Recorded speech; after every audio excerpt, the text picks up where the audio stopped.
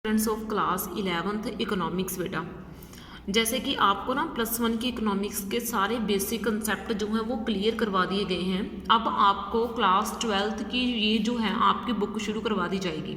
ठीक है, +1 में क्लास 12th की ये बुक शुरू करवाई जाएगी आपको, जिसका नाम है इंट्रोडक्टरी मैक्रो इकोनॉमिक्स। ठीक है, ये बुक का नाम है, ये आपके पास होनी चाहिए। ये आपकी फर्स्ट बुक है इंट्रोडक्टरी मैक्रो इकोनॉमिक्स, और ये बेटा आपकी सेकंड बुक है इंडियन इकोनॉमी।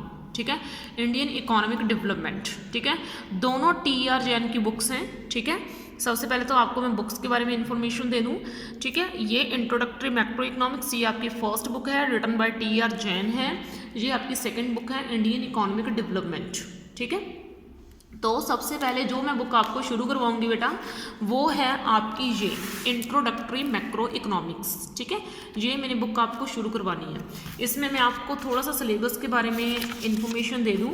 इसमें टोटल हमारे 12 चैप्टर्स हैं।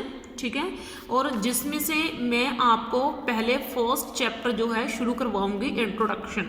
ठीक है, जिसमें हम थोड़े से बेसिक कंसेप्ट आपके रीड करेंगे। ओके, बुक इजी है, समझने वाली है, कुछ भी नहीं है इसमें। ठीक है, कुछ ज़्यादा टफ नहीं है। अगर मैं आपको बोलूँगी बहुत ज़्यादा टफ है, सिर्फ बेसिक कंसेप्ट दिए गए हैं आपको। ठीक है, तो ये आपकी फर्स्ट बुक है। ठीक है, और फर्स्ट बुक का ये फर्स्ट चैप्टर है। तो चैप्टर 1 जिसका नाम है इंट्रोडक्शन।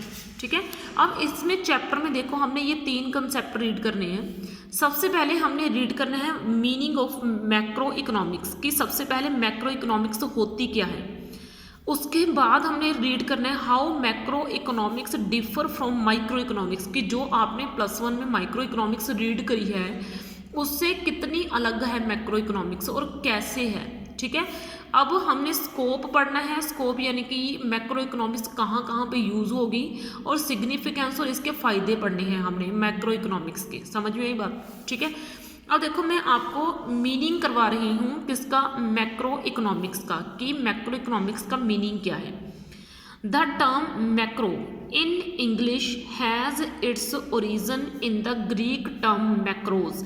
ये जो मैक्रो वर्ड है MACRO मैक्रो, ये ग्रीक लैंग्वेज के वर्ड मैक्रोज से आया है। MAKROS मैक्रोज से आया है, जिसका मीन्स क्या है, लार्ज। जिसका मीन्स क्या है, बड़ा यानी कि large. In the context of macro economics, अगर मैक्रो इकोनॉमिक्स के सिलसिले में बात करें तो लार्ज का मीन्स क्या हो गया, इकोनॉमी एज अ होल, यानी कि पूरी इकोनॉमी को इकट्ठे तौर पे स्टडी करना। माइक्रो इकोनॉमिक्स का मीनिंग तो था कि आपने अकेले अकेले पर्सन की स्टडी करी इकोनॉमी के, कि अगर एक पर्सन की इनकम कम हो जाए तो उस पर्सन की डिमांड भी कम हो जाएगी, है ना। तो आपने ऐसा पढ़ा। लेकिन अब हम इसी प्रॉब्लम को अगर मैक्रो लेवल के ऊपर देखें तो मैं बोलूँगी कि अगर सारे लोगों की इनकम कम हो जाए तो उसका इकोनॉमी के ऊपर क्या इफेक्ट पड़ेगा। मतलब हमने अकेले अकेले पर्सन को नहीं गिनना, हमने सभी को इकट्ठा करना है, इकट्ठे करना है। ठीक है, यानी कि इकोनॉमी को रीड करना है। हमने अकेले अकेले पर्सन की प्रॉब्लम नहीं रीड करनी, हमने पूरी इकोनॉमी के लोगों की प्रॉब्लम रीड करनी है। समझ में आई बात।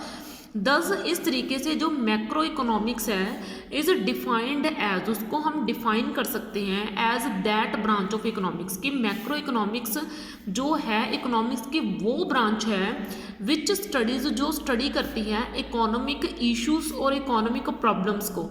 यानी कि हमारी इकोनॉमी के जो इश्यूज होते हैं या जो भी प्रॉब्लम्स होती हैं at the level of economy as a whole, उसको पूरी इकोनॉमी में, मतलब पूरी इकोनॉमी में जो प्रॉब्लम्स हैं, पूरी इकोनॉमी में जो भी दिक्कत हमें देखने को मिल रही है उस पूरी दिक्कत को स्टडी करेगी मैक्रो इकोनॉमिक्स। ऐसा नहीं है कि एक पर्सन की इनकम कम हो जाए तो उसको कौन कौन सी प्रॉब्लम फेस करेंगी, हम ये नहीं पढ़ेंगे। हम ये पढ़ेंगे कि अगर पूरे लोगों की इनकम कम हो जाए तो उसका पूरी इकोनॉमी को कैसे फ़र्क पड़ेगा, हम ये पढ़ेंगे। यानी कि हमने पूरी इकोनॉमी के लेवल को देखना है। मतलब हमने एक गांव या एक शहर के बारे में नहीं सोचना, हमने पूरी कंट्री के बारे में सोचना है। समझ में बात। ठीक है, तो it studies such economic questions that concern the welfare of all residents of a country. तो देखो ये स्टडी करेगा सभी इकोनॉमिक क्वेश्चंस को जो कंसर्न यानी कि रिलेटेड हैं रेजिडेंट्स ऑफ कंट्री के, रेजिडेंट्स के वेलफेयर के लिए रिलेटेड हैं। ठीक है, these questions are like of employment for the residents. ठीक है, इन क्वेश्चन में से सबसे एक क्वेश्चन है कि हम एक कंट्री के निवासियों को एम्प्लॉयमेंट कैसे दें, हमें अपनी कंट्री की आउटपुट को कैसे बढ़ाना चाहिए, और ये जैसे हमारी कंट्री में अगर चीज़ों का प्राइस बढ़ रहा है यानी कि इन्फ्लेशन आ रही है, तो या फिर हमें प्राइस कम मिल रहा है चीज़ों का, पूरी इकोनॉमी में चीज़ों का प्राइस बढ़ गया या चीज़ों का प्राइस कम हो गया, तो इन सभी समस्याओं को हमने रीड करना है मैक्रो इकोनॉमिक्स में। ठीक है, तो मैक्रो इकोनॉमिक्स का सीधा सा है कि मैक्रो इकोनॉमिक्स जो है वो ग्रीक लैंग्वेज के वर्ड मैक्रोज से आया है, जिसका मीनिंग क्या होता है बड़ा, और बड़े का मीनिंग क्या होता है पूरी इकोनॉमी को इकट्ठे तौर के ऊपर स्टडी करना। इसमें हम सभी इकोनॉमी के प्रॉब्लम्स और इश्यूज को स्टडी करेंगे, जैसे हमने पूरी कंट्री के लोगों का वेलफेयर कैसे करना है, हमें पूरी कंट्री के लोगों को रोजगार कैसे दिलवाना है, हमें पूरी कंट्री की प्रोडक्शन कैसे बढ़ानी है, हमें पूरी कंट्री में बढ़ रहे प्राइस को, चीज़ों के या कम हो रहे चीज़ों के प्राइस को कैसे कंट्रोल करना है। ठीक है, how macro economics differs from micro economics, जो मैक्रो इकोनॉमिक्स है वो माइक्रो इकोनॉमिक्स से अलग कैसे है। ठीक है, अभी तो मैंने आपको ये भी पढ़ाना है कि मैक्रो इकोनॉमिक्स माइक्रो इकोनॉमिक्स से अलग कैसे है। यू हैव ऑलरेडी स्टडीड, आप ऑलरेडी पढ़ चुके हो माइक्रो इकोनॉमिक्स को +1 लेवल में। मैं तो आपको पहले ही बोल रही हूँ कि आप +1 में इसके सभी बेसिक्स कंप्लीट कर चुके हो। नाउ दो that you have understood the meaning of macro economics, अब आपने ऊपर ये माइक्रो इकोनॉमिक्स को छोड़ के मैक्रो का मीनिंग पढ़ लिया, ये आपने मैक्रो इकोनॉमिक्स का मीनिंग पढ़ लिया। You can draw a distinction between, तो आपको फ़र्क पता होना चाहिए माइक्रो और मैक्रो इकोनॉमिक्स के बीच का, आपको डिफरेंस पता होना चाहिए। ठीक है, तो डिफरेंस कौन सा है, एक ना डिफरेंस मैं आपको दूंगी लिख के, आपने वो डिफरेंस लर्न करना है। ये तो जस्ट एक पढ़ाने के लेवल का डिफरेंस है कि आपको चलो पता चल जाएंगी बेसिक सी चीज़ें आपकी बुक के बारे में। ठीक है, लेकिन आपने माइक्रो और मैक्रो इकोनॉमिक्स में डिफरेंस मैं आपको दूंगी, आपने वो डिफरेंस लर्न करना है। समझ में आई बात। ठीक है, तो माइक्रो इकोनॉमिक्स अब मैं आपको ना क्या करा रही हूँ, माइक्रो और मैक्रो इकोनॉमिक्स के बीच का डिफरेंस बता रही हूँ कि दोनों में डिफरेंस क्या है। सबसे पहले तो डिफरेंस है बेसिस ऑफ द स्टडी, कि दोनों की स्टडी में ही फ़र्क है, वो तो आप खुद ही सोच सकते हो। जो माइक्रो इकोनॉमिक्स की स्टडी है वो एक पर्सन की प्रॉब्लम से रिलेटेड होती है, लेकिन मैक्रो इकोनॉमिक्स की स्टडी पूरे लोगों की प्रॉब्लम से रिलेटेड होती है। तो micro economics studies the problems of scarcity. अगर आपने +1 में इकोनॉमिक्स अच्छे से करी है तो ये मतलब जो भी आपको बेसिक कंसेप्ट कराए हैं तो आपको ये भी कराया होगा स्कार्सिटी। स्कार्सिटी का मतलब होता है कमी होना, चीज़ों की कमी होना। ठीक है, एंड चॉइस, जब चीज़ों की कमी होती है तो आपको चीज़ें चूज़ करनी पड़ती हैं। जैसे आपके पास 1 किलोग्राम मिल्क है, आपने चूज़ करना है कि आपने मिल्क में से क्या क्या करना है। आपने मिल्क को वैसे ही पीना है, या आपने मिल्क से चाय बनानी है, या आपने मिल्क से दही जमाना है, या फिर आपने मिल्क से आइसक्रीम जमाना है। मतलब ये होता है कि जब चीज़ों की कमी होती है तो आपको वहाँ पे चूज़ करना पड़ता है कि आप चीज़ को किस लिए यूज़ करोगे। ठीक है, तो माइक्रो इकोनॉमिक्स स्टडीज़ करता है प्रॉब्लम को किसकी, स्कार्सिटी की, कमी की। ठीक है ना, एंड चॉइस, और choice at the level of an individual level के ऊपर, क्योंकि माइक्रो का मीनिंग ही इंडिविजुअल है, एक पर्सन की, एक फर्म की, एक इंडस्ट्री की, सिर्फ एक चीज़ की स्टडी को माइक्रो इकोनॉमिक्स बोलते हैं। जो मैक्रो इकोनॉमिक्स है वो स्टडी करता है problem of scarcity and choice, वो at the level of economy के लेवल के ऊपर, इकोनॉमी एज अ होल के लेवल के ऊपर स्टडी करेगा। ठीक है, जैसे इलस्ट्रेशन, जैसे इसने ना एक बहुत अच्छी एग्जांपल दी हुई है, हमें इस एग्जांपल को पढ़ना है।